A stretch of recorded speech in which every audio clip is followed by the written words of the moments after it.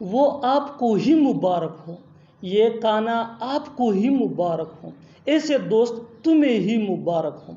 इन जुमलों में हम कह रहे हैं मुबारक हो, इसके लिए आपको यूज़ करना होगा इंग्लिश में गुड लक। आइए कंप्लीट स्ट्रक्चर देखते हैं। Good luck plus subject plus two you only. अच्छी तरह समझने के लिए कुछ मिसालें देखते हैं।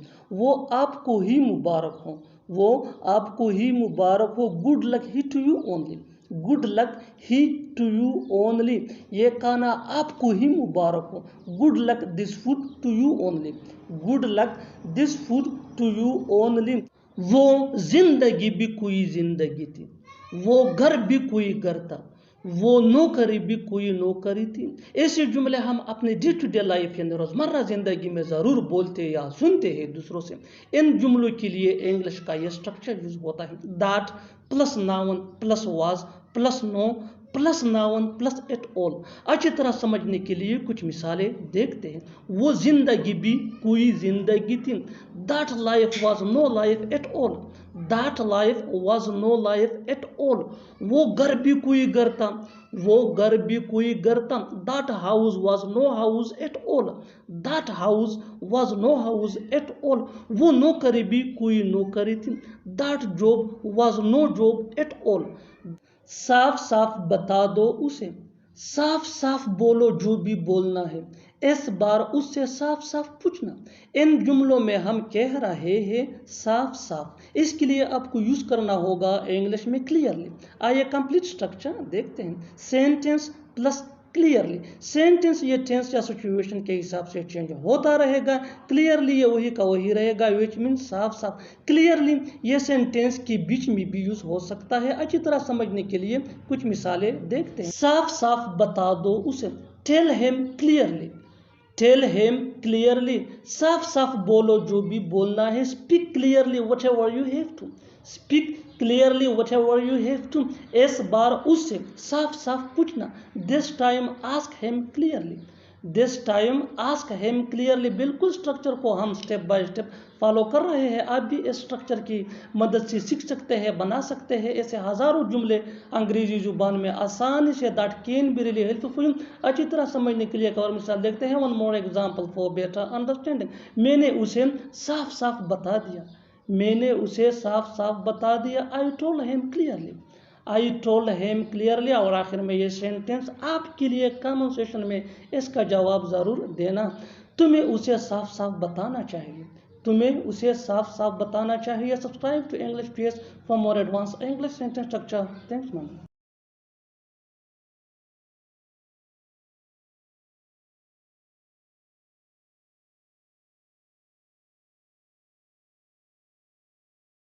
पूछो क्या पूछना है, ले लो क्या लेना है, बोलो क्या बोलना है। ऐसे जुमले हम अपने डे टू डे लाइफ यानी रोज़मर्रा ज़िंदगी में ज़रूर बोलते या सुनते हैं। इन जुमलों के लिए इंग्लिश का ये स्ट्रक्चर यूज़ होता है V1 यानी first form of verb plus what you want to. अच्छी तरह समझने के लिए कुछ मिसालें देखते हैं। पूछो क्या पूछना है, पूछो क्या पूछना है। Ask what you want to, ask what you want to. ले लो क्या लेना है, take what you want to, take what you want to. बोलो क्या बोलना है, speak what you want to.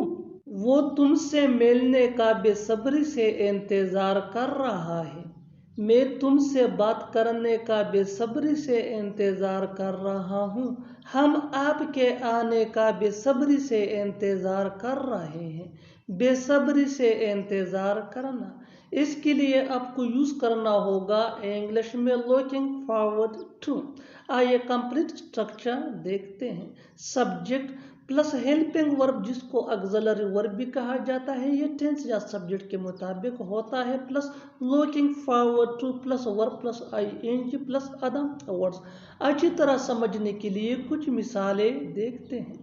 वो तुमसे मिलने का बेसब्री से इंतजार कर रहा है, he is looking forward to meeting you, he is looking forward to meeting you. मैं तुमसे बात करने का बेसब्री से इंतजार कर रहा हूँ। I am looking forward to talking to you, I am looking forward to talking to you. हम आपके आने का बेसब्री से इंतज़ार कर रहे हैं। We are looking forward to coming to you. We are looking forward to coming to you. वो क्रिकेट मैच देखने का बेसब्री से इंतज़ार कर रही है। She is looking forward to watching cricket match. She is looking forward to watching cricket match. और आखिर में ये सेंटेंस आपके लिए कमेंट सेक्शन में इसका जवाब ज़रूर देना। मैं घर जाने का बेसब्री से इंतज़ार कर रहा हूँ। मैं घर जाने का बेसब्री से इंतज़ार कर रहा हूँ। Subscribe to English page for more advance English sentence structure. Thanks for now.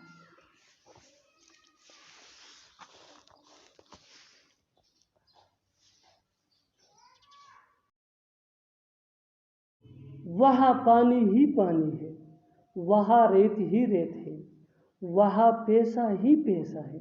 ऐसे जुमले हम अपने डे टू डे लाइफ यानी रोज़मर्रा ज़िंदगी में ज़रूर बोलते या सुनते हैं। इन जुमलों के लिए इंग्लिश का ये स्ट्रक्चर यूज़ होता है। There is nothing but plus object. अच्छी तरह समझने के लिए कुछ मिसालें देखते हैं।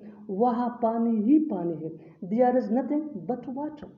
There is nothing but water. वहाँ रेत ही रेत है, वहाँ रेत ही रेत है। There is nothing but sand. There is nothing but sand. वहाँ पैसा ही पैसा है, वहाँ पैसा ही पैसा है। There is nothing but money. There is nothing but money. बिल्कुल हम स्ट्रक्चर को स्टेप बाय स्टेप फॉलो कर रहे हैं। आप भी इस स्ट्रक्चर की मदद से सीख सकते हैं, बना सकते हैं। ऐसे हज़ारों जुमले अंग्रेजी जुबान में आसानी से that can be really helpful. अच्छी तरह समझने के लिए एक और मिसाल देखते हैं। One more example for better understanding. जितना ज़्यादा प्रैक्टिस करोगे उतना ही जल्दी इंग्लिश सीख जाओगे। वहाँ दुकानें ही दुकानें हैं। There is nothing but shops. There is nothing but shops. और आखिर में ये सेंटेंस आपके लिए कमेंट सेक्शन में इसका जवाब ज़रूर देना। वहाँ खुशी ही खुशी है, वहाँ खुशी ही खुशी है।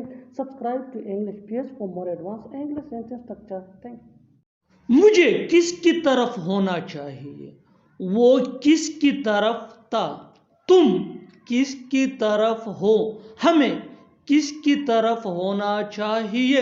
इन जुमलों को गौर से देखो। ऐसे जुमले हम अपने डे टू डे लाइफ यानी रोज़मर्रा ज़िंदगी में ज़रूर बोलते या सुनते हैं। ऐसे जुमले हमें रोज़ बोलने या सुनने को मिलते हैं अपने डे टू डे लाइफ में दूसरों से। इन जुमलों में हम कह रहे हैं किसकी तरफ, यानी हर सेंटेंस में किसकी तरफ का मन है मुश्तरक है जो बार बार रिपीट हो रहा है हर सेंटेंस में।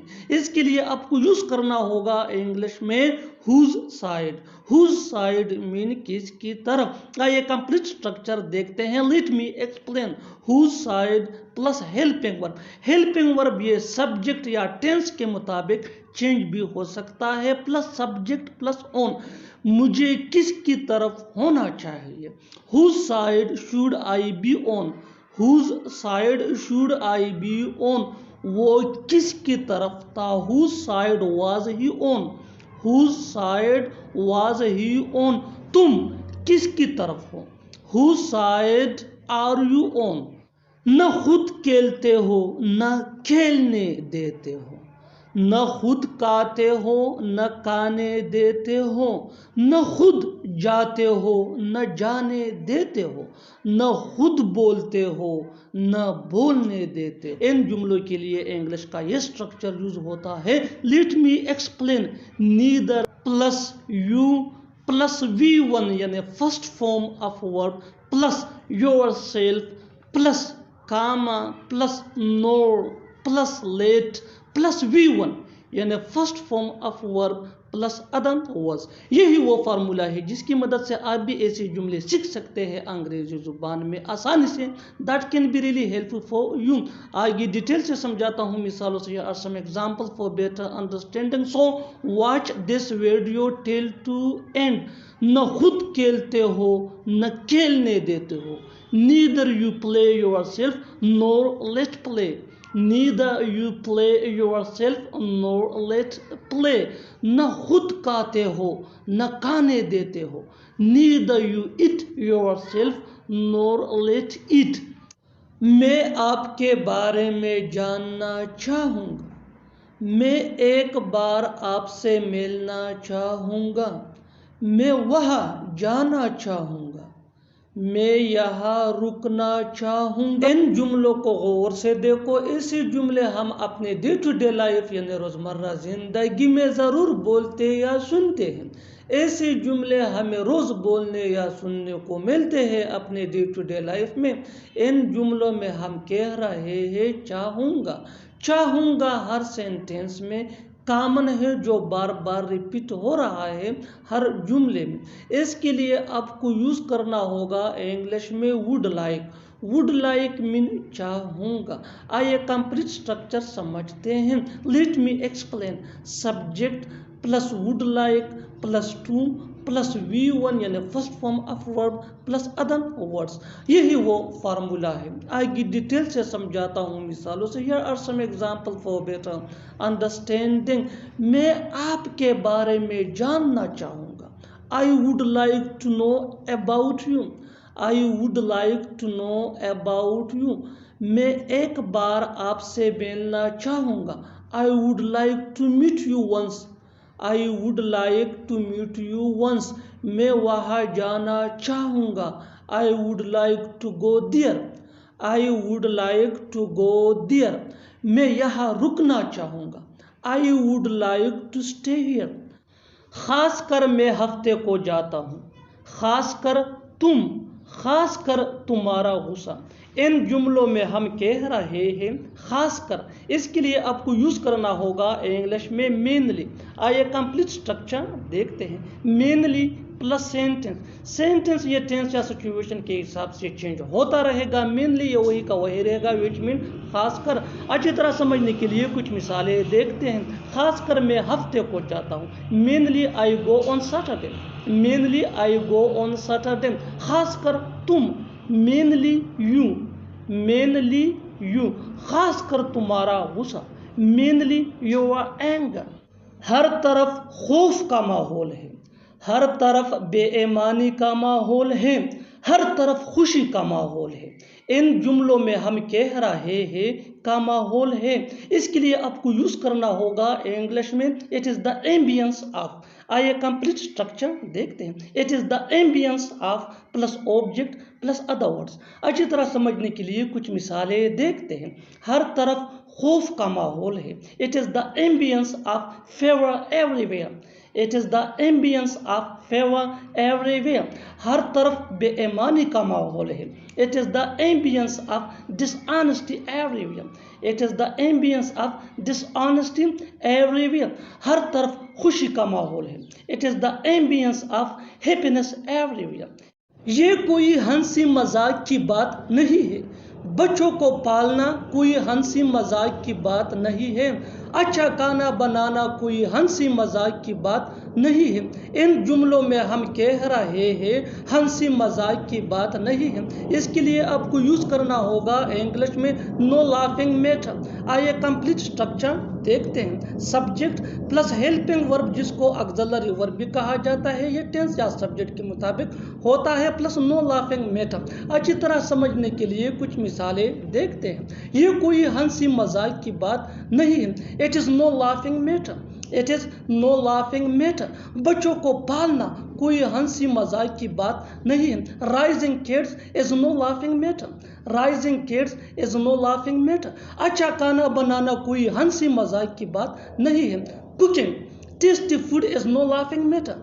पहले तो मेरी बात सुनो। पहले तो मुझे बोलने दो। पहले तो हमें जाने दो। इन जुमलों में हम कह रहे हैं पहले तो। इसके लिए आपको यूज़ करना होगा इंग्लिश में फर्स्ट ऑफ ऑल। आइए कंप्लीट स्ट्रक्चर देखते हैं। First of all plus sentence. Sentence ये टेंस या सिचुएशन के हिसाब से चेंज होता रहेगा। फर्स्ट ऑफ ऑल ये वही के वही रहेगा, विच मीन पहले तो। अच्छी तरह समझने के लिए कुछ मिसालें देखते हैं। पहले तो मेरी बात सुनो। First of all listen to me. First of all listen to me. पहले तो मुझे बोलने दो। First of all let me speak. First of all let me speak. पहले तो हमें जाने दो। First of all let us go. तुमने जो भी बताया वो गलत है, उसने जो भी कहा वो गलत है, मैंने जो भी सोचा वो गलत है।